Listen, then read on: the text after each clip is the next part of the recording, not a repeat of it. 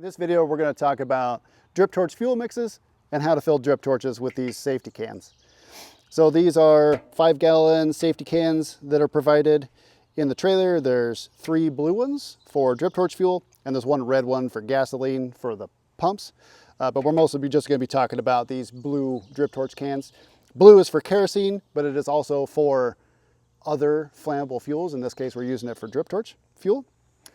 There is a mix of diesel to gasoline that we use for drip torch fuel, and there is a card that's provided in the trailers that gives 2 example fuel mixes and then guidance for when to use those. So normally you're going to use either 3 parts diesel to 1 part gasoline for like cooler temperatures like in the spring and the fall, and then you might want to use a different mix for the summertime, usually like a 4 parts diesel to 1 part gas for hotter temperatures, because you don't need as much gas in those cases.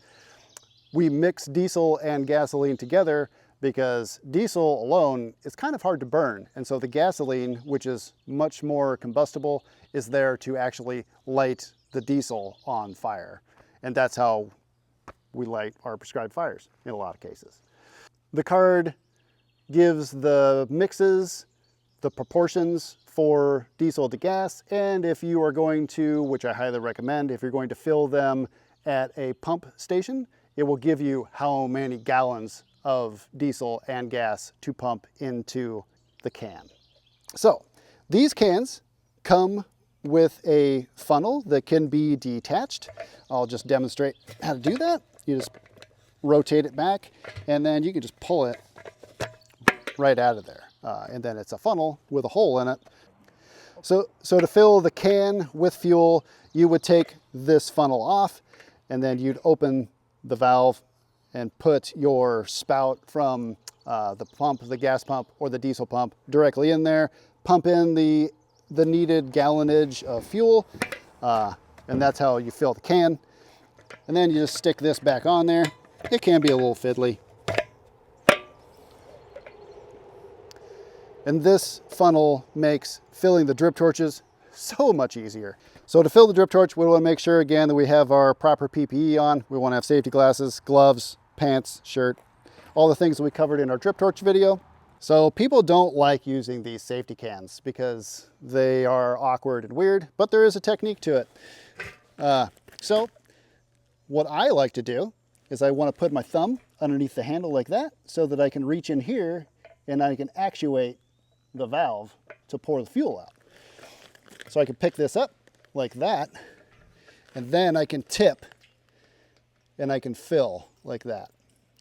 This drip torch is very full, so I'm not going to fill it, but that's how you do it. So you want to actuate it with this hand, pick it up,